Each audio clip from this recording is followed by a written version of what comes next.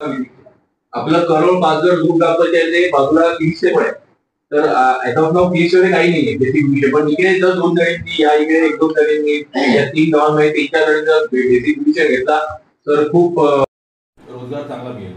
ते एक आहे. दुसरं आरी वर्क, या जे 42 यांनी टेलरिंग दिला त्यातले तुम्ही डिसाईड करा, ठरवा कोणी आरी वर्क द्यायचंय कोणी नाही.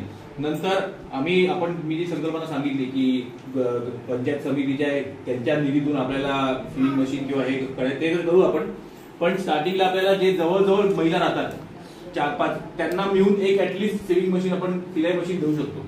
ते ऍटलिस्ट चालू करू शकतो साईड बाय साईड काम. कोणी सांगितलं मला गोदरी करून दे, कोणी सांगितलं मला लहान बाळाचे कपडे करून दे. तर ऍटलिस्ट ते 4-5 बायका हे कसं आपण सरपंचांशी बोलूया कसं मांडायचंय ते आपण करू शकतो. पण तुम्ही ठरवा. बेसिक ब्युटिशियनचा एक काही कोणीही कोर्स घेतला नाहीये तो तुम्ही आपापसात विचार करा.